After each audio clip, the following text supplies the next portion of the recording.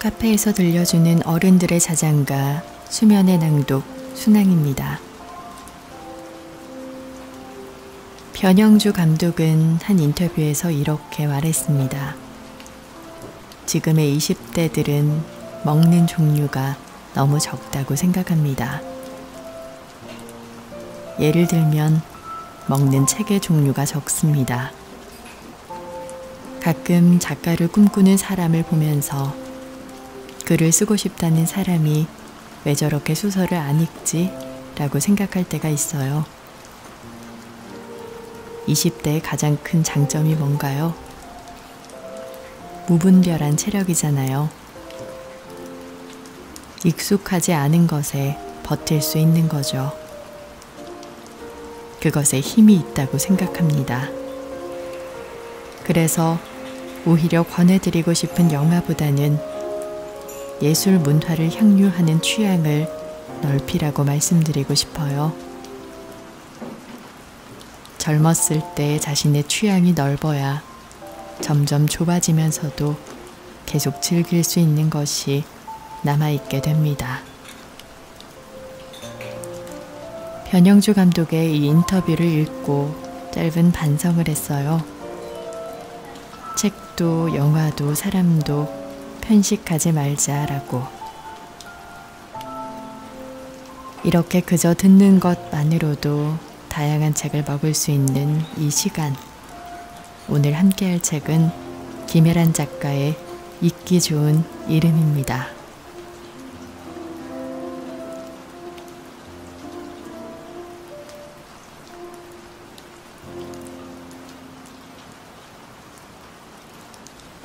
지금까지 여러 장소에서 살았다. 그중 기억나는 곳도 있고 그렇지 않은 데도 있다. 이를테면 부모님이 신혼살림을 꾸린 인천 수도국산 그 40여 년 전 서사에 반복해 등장하는 이천 전기이며 오스카 극장. 엄마가 기저귀 23장을 가지고 하루에 빨래 3번을 하며 아이 셋을 키웠다는 단칸방은 내 기억에 없다.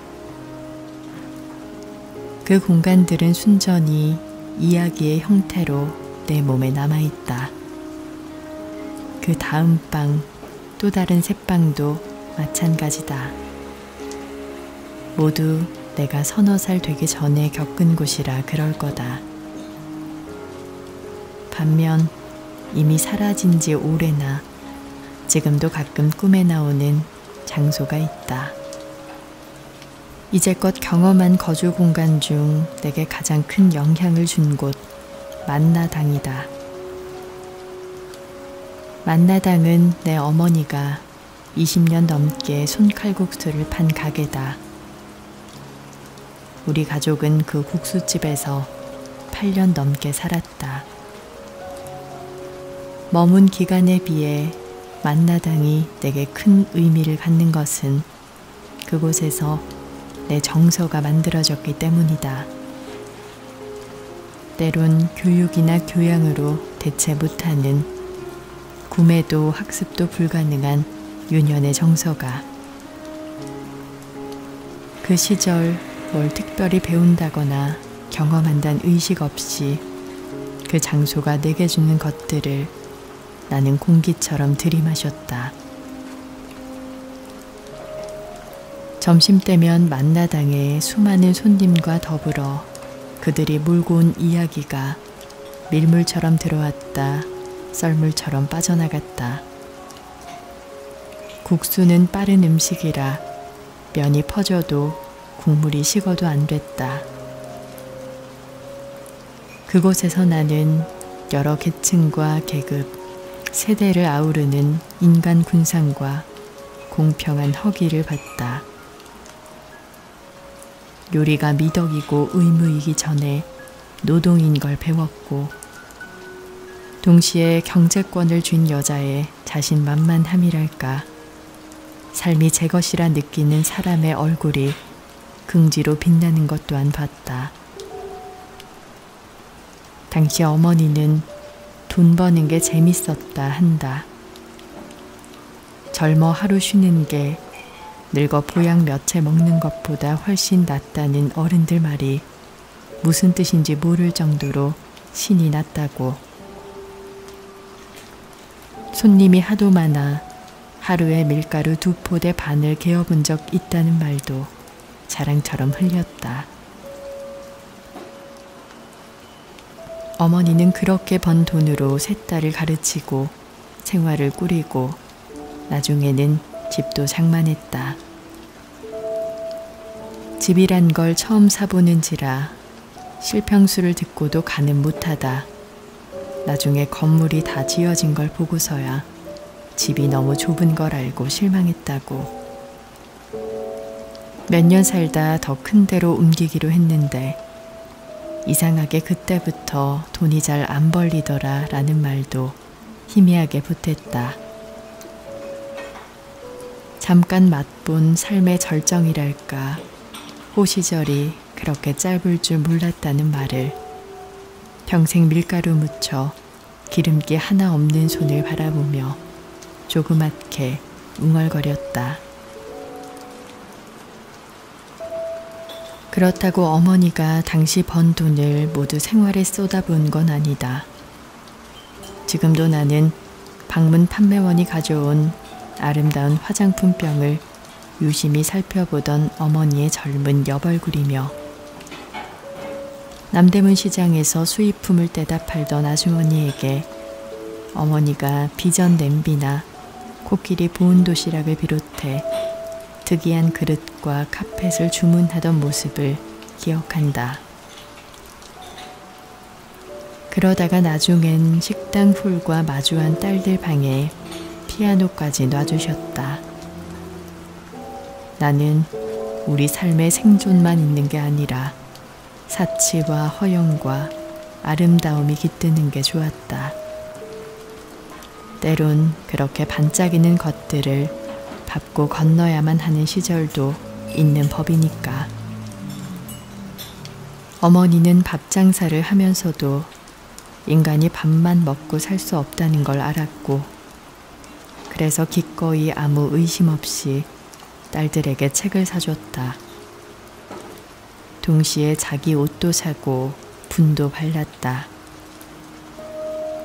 손님 없는 한적한 오후, 홀과 마주한 작은 방에 누워 내게 따옥이나 고향 땅을 청해 듣던 엄마 얼굴이 지금도 기억나는 건 아마 그 때문일 거다.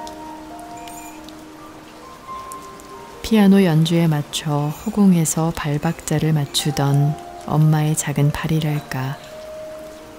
설거지물 밴 양말 앞코가 종종 떠오르는 것도.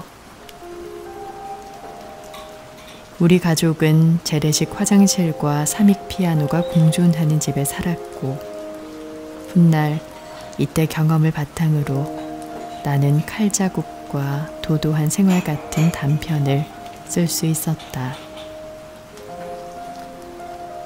언젠가 어머니에게 갑자기 왜 국수 가게 할 마음을 먹었느냐라고 물은 적이 있다. 어머니는 어떤 계기로 저러다 남편이 죽을 수도 있다라는 생각이 들었다 한다. 내가 5살 무렵 어머니는 그래도 아들이 있어야지라는 할머니의 정을 거절하고 아이를 더 낳는 대신 국수 가게를 차렸다.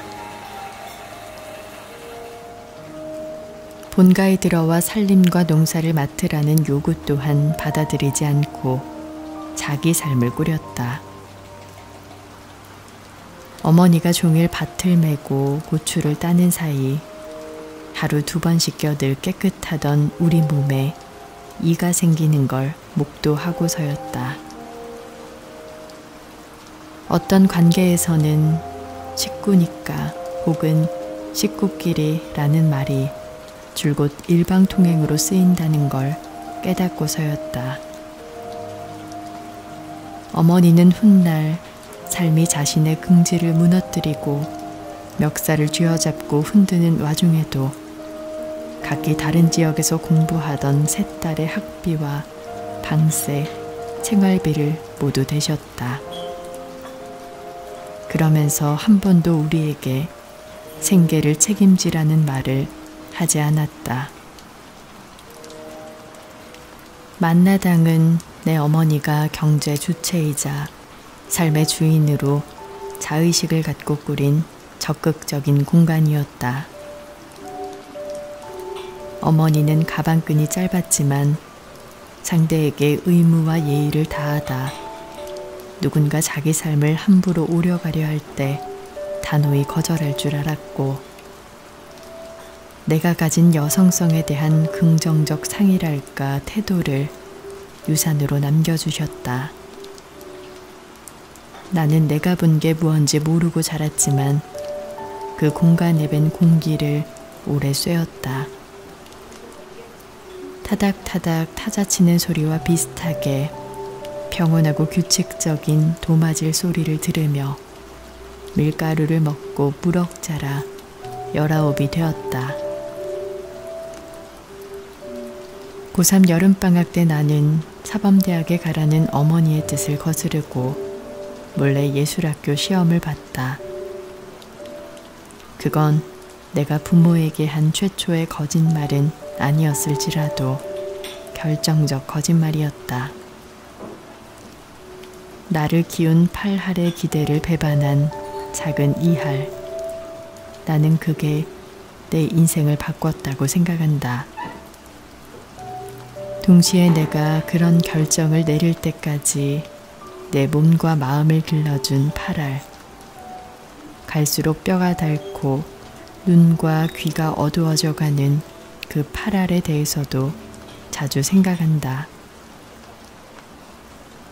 어릴 땐 꿈이 덤프트럭 기사였고 아는 것 적고 배운 것 없지만 그게 다 식구니까 그렇지 라는 말로부터 멀리 달아나셨던 분. 그렇지만 아주 멀리 가지는 못하신 분. 내겐 한없이 다정하고 때로 타인에게 무례한 복잡하고 결함 많고 씩씩한 여성. 그리고 그녀가 삶을 자기 것으로 가꾸는 사이 자연스레 그걸 내가 목격하게끔 만들어준 칼국수집 만나당이 나를 키웠다. 내게 스몄다. 상경 후 처음 방을 구하던 날의 날씨를 기억한다. 8월이고 숨막히게 무더운 오후였다. 나는 어머니와 함께 비짓땀을 흘리며 낯선 동네를 헤매고 있었다. 서울 물정에 둘 다 무지하고 가진 돈은 터무니없이 적고 날은 대책 없이 푹푹 찌기만 했던 어느 날,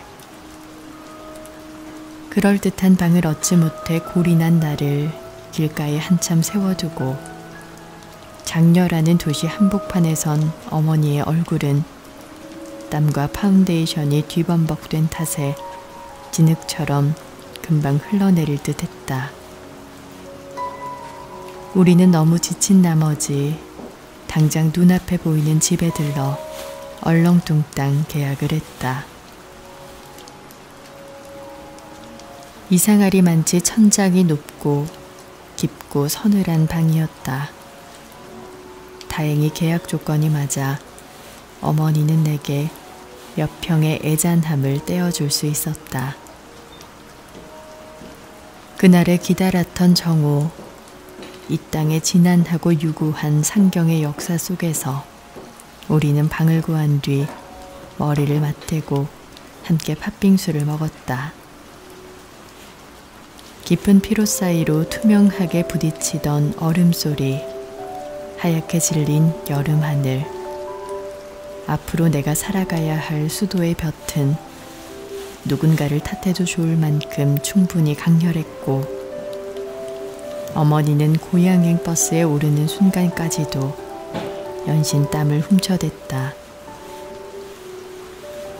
나는 멀어져가는 어머니의 뒷모습을 바라보며 오래전 새방을 20번도 넘게 옮겼다는 아버지의 일기도, 그날의 20세기 태양도 저렇게 크고 어지러웠을까 중얼거렸다. 지금도 나는 그날 우리 머리 위에 뜬 크고 둥근 해를, 그 대낮에 따가웠던 서울의 빛을 잊을 수 없다. 내가 매일 몸을 쉰 방은 어둡고 선득한 곳이었다. 작은 문 안으로 허리를 굽히고 들어가면 세로로 놓인 관처럼 깊은 내부가 시원하게 나를 맞은 기억이 난다. 나는 그 방에서 책상과 컴퓨터 등 참으로 학생다운 가재를 들여다 놓았고, 싸고 네모난 가구들이 만들어낸 깔끔한 각을 보며 흡족해했다. 나는 자주 밥을 거르고 밤을 새우고 술을 마셨지만 20살의 내 몸은 지나치게 건강해 아무 때고 벌떡 일어나 놀러 나갈 수 있었다. 음악은 잘 듣지 않았고 책은 늘 엎드려 읽었다. 빨래를 자주 밀었고 어머니에게 종종 공과금 액수를 속였다. 몸에 아직 읽고 쓰는 습관이 배지 않았을 때에도 이따금 나는 대가리가 커다란 컴퓨터 앞에 앉아 무언가 기록해보곤 했다. 전공 시간에 칭찬이라도 한번 받으면 밤새 이불을 뒤집어 쓰고 혼자 웃었다. 그 작고 불편한 방에 신을 벗고 들어설 때마다 이상하게 쉬러 가는 느낌이 들곤 했다. 어쩌면 방을 구하던 날 이후 영원히 내 머리 위를 떠나지 않던 태양, 그 때문인지도 몰랐다. 비록 고향을 떠나긴 했지만 나는 내 몫의 그 작은 어둠과 고요가 마음에 들었다. 나는 내 몸에 꼭 맞는 육면의 어둠 속에서 내 가슴팍을 향해 하늘에서 닷처럼 내려온 형광등 줄의 흔들거림을 바라보며 가만히 누워있는 걸 좋아했다. 딸각이는 스위치 소리 한 번에 세계는 일순 조용해졌고 나는 반드시 누워 두 눈을 깜빡였다. 그리고 그럴 때면 언제나 지나간 빛을 한껏 빨아 통통해진 야광별이 천장에서 충충 빛났다. 중국의 붉은 별도 루카치의 별도 아닌 납작 엎드려 가까스로 빛나던 형광 스티커들. 그것은 이전 세입자들이 붙여놓은 무수한 별 무더기였다.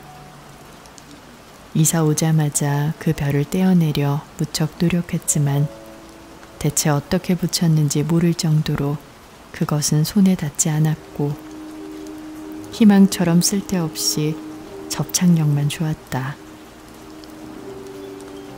천장에 늘 별이 있어 보고 싶지 않아도 봐야 했다. 보지 않을 수 없다면 봐버리자 생각하며 나는 꼼짝 않고 누워 야광별을 응시했다. 그러면 이상하게 거기 있는 별들의 수만큼 많은 이들이 이곳을 지나갔을 거란 생각이 들었다. 꼭 나만한 크기의 몸을 뉘었을 허약한 자취생과 가진 것 없는 젊은 부부, 월급과 적금, 어디론가 송금할 돈에 액수를 헤아리며 이마에 손을 얹고 피곤한 표정을 지었을 젊은이들, 그리고 내가 알지 못하는 이름을 가진 많은 이들이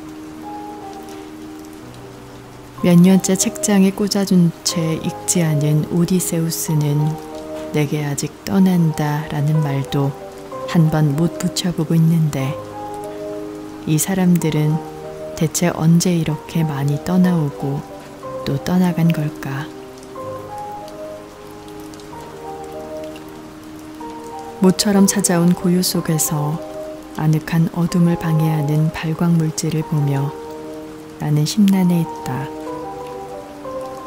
아무래도 좋을 마음으로 야광별 따위라니 투덜거렸던 것도 같다. 그런데도 나의 독립과 사생활의 의미는 어떤 통속성 안에서 저 별빛처럼 자꾸만 초라해지는 듯 했다. 당신들의 계급이 아닌 우리의 취향이라는 말이 입속을 맴돌았고, 이 방이 내 방도 당신 방도 아닌 우리 방이라는 실감이 자꾸 일었다. 나는 그것이 좀 불편했다. 내가 여름을 피해 들어온 곳이, 비지땀을 흘려가며 힘들게 도착한 곳이 결국 비슷한 삶이 떠나오고 떠나가는, 붙인 별을 보고서야 아, 밤이구나 안도할 수 있는 번박한 데라는 생각이 들었다. 그러나 정말 당황스러운 건 그 방의 크기와 높이를 떠나 사람 사는 곳이라면 어디든 잘도 기어들어오는 그 가짜 빛들과 그 별들의 운동 안에서 나 역시 살아가고 있다는 사실이었다. 오랜 시간이 지난 뒤 나는 거기 별이 있다는 사실을 묵묵히 받아들여야 했다. 약하고 조금은 천박하지만 그것들이 항상 빛 가까이에 있으려 한다는 사실과 함께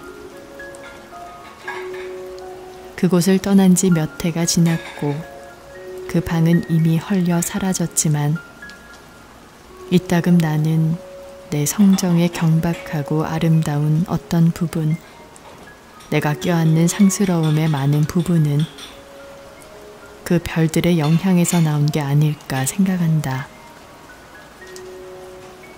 토성의 영향 아래 있는 우울한 기질의 학자들처럼 빛을 흡수한 뒤 천천히 사라지는 야광별의 영향을 받으며 길을 걷고 물건을 사고 가끔은 커다란 모니터 앞에 앉아 글을 쓰다 전화가 오면 다시 벌떡 일어나 놀러 나갔던 것은 아닐까 하고, 누군가의 문장을 읽는다는 건 그 문장 안에 살다 오는 거라 생각한 적이 있다. 문장 안에 시선이 머물 때 그 머물면 잠시 산다 라는 말과 같을 테니까. 살아있는 사람이 사는 동안 읽는 글이니 그렇고 글에 담긴 시간을 함께 살아낸 거니 그럴 거다. 청춘의 문장들에서 김현수 선배는 그렇게 자신이 읽은 문장이 아닌 산 문장을 우리에게 들려준다. 누군가 오래 쓴 문장을 알아보고 그 문장의 바깥을 짐작하며 그 둘레에 자기 이야기를 입혀 설명한다. 어떤 단어를 눈으로 본 뒤 다음 사람에게 그걸 몸짓으로 설명하는 개그맨처럼 응청을 떨며 그런다. 그러니까 이 책에 묶인 모든 글은 작가가 2번 쓴 독후감이다. 한 번은 눈과 마음으로, 다른 한 번은 몸과 시간으로. 최근 서울시에서 편찬한 구술 자료집을 보니 이런 문장이 있었다. 우리 할머니, 할아버지, 우리 어머니, 아버지를 이렇게 보면 그분들 생활을 내가 어려서부터 보고 자랐고 지금 내가 76세니까 한 200년은 살지 않았나 하는 그런 느낌을 갖게 돼요. 다른 모든 일과 마찬가지로 책을 읽을 땐 시간이 든다. 하지만 그 시간은 흘러가거나 사라질 뿐 아니라 불어나기도 한다. 독서 중에는 시간길이 적부터 현재의 크기가 늘어나는 일이 적지 않다. 김현수 작가는 그렇게 생긴 공간의 너비를 나무 한 듯 팔로 재어 그 폭을 우리에게 넘긴다. 문장 가까이서 볼 부비고 껴안는 대신 몸으로 잰 품을 건넨다. 그 덕분에 우리는 이덕무의 시간과 최북의 시간이, 정약전의 시간과 김광석의 시간이 우리의 시간과 그렇게 멀리 떨어져 있는 게 아님을 알게 된다. 10년 전 35살의 선배는 책에 이렇게 적었다. 내가 바다를 건너는 수고를 한 번이라도 했다면 그건 아버지가 이미 바다를 건너왔기 때문이다. 어찌 보면 쉬운 말 같지만 나이를 먹는다는 건 이처럼 단순한 말들을 어렵게 이해해가는 과정의 연속인지도 모르겠다. 더불어 요즘 나는 우리는 누군가와 반드시 2번 만나는데 한 번은 서로 같은 나이였을 때, 다른 한 번은 나중에 상대의 나이가 됐을 때 만나게 된다는 걸 알게 되었다. 살다 보면 가끔은 2번째 만남이 훨씬 좋기도 하다는 것도, 그 좋음은 슬픔을 동반한 좋음인 경우가 많지만, 이곳에 나보다 10살 많은 선배가 10년 전에 옮겨놓은 문장들을 들여다보다 결국 우리가 청춘에 대해 말한다는 건 아버지에 대해 말한다는 것과 같은 일일지도 모른다는 생각이 들었다. 혹은 어머니, 혹은 아이에 대해 이야기하는 것과 다름없다고. 그리고 그게 한 시절 우리를 그토록 빛나게 한 여름의 속셈이었는지도 모른다. 그러자 새삼 다시 궁금해졌다. 시간은 대체 어떻게 생긴 걸까? 인생은, 삶은 때때로 우리 앞에 어떤 얼굴로 나타나나. 최근 이 책을 다시 펼친 나의 대답은 이렇다. 시간은 자전거 앞자리에서 아빠를 돌아보며 웃는 아이의 얼굴을 하고 있다. 앞에서 돌아보는 얼굴과 뒤에서 돌아보는 얼굴 둘 모두를 닮았다고 말이다. 책도 나이를 먹는다. 나도 나이를 먹었다. 그 사이 좋은 일도 있었고 그렇지 않은 일도 있었다. 김광석 노래를 바꿔 불러보자면 나를 떠난 사람도 내가 떠나보낸 시간도 있었다. 그리고 그때마다 때론 기쁘게 때론 무겁게 조우한 문장들이 있었다. 어제는 비가 개서 그런지 날씨가 좋았다. 저녁에 집 앞으로 산책을 나갔다가 오랜만에 신선한 공기를 쐬었다. 순간 나는 내가 아는 공기다 중얼대며 숨을 크게 들이마셨다. 내가 아는 저녁, 내가 아는 계절, 내가 아는 바람. 그러니까 어릴 때 엄마가 밥 먹으라고 하기 전 늦게까지 밖에서 놀던 날의 날씨. 그러고 보면 시간은 정말 흘러가는 게 아니라 이어지고 포개지는 모양이다. 그렇게 돌아오고 어느 때는 나보다 먼저 앞에 가 있다. 나를 향해 뚜벅뚜벅 자비심 없는 얼굴로 다가오고 때론 한없이 따뜻한 얼굴로 멀어지기도 하면서 어쩌면 우리가 읽은 문장 역시 마찬가지일 거다. 집에와 소매를 걷고 부엌 창을 여니 무언가 나를 스치고 지나가는 게 느껴졌다. 무언가 내 가슴을 선선하고 부드럽게 유쾌하고 애잔하게 흐트러뜨렸다. 고개 들어 하늘을 보니 조금 전에 활짝 핀 불꽃들이 부드럽게 낙하하고 있었다. 허공의 시간의 테두리를 그리며 빛을 내고 있었다. 그건 다름 아닌 누군가가 오래 본 문장, 누군가 오래 볼 문장. 그러니까 청춘의 문장들이었다.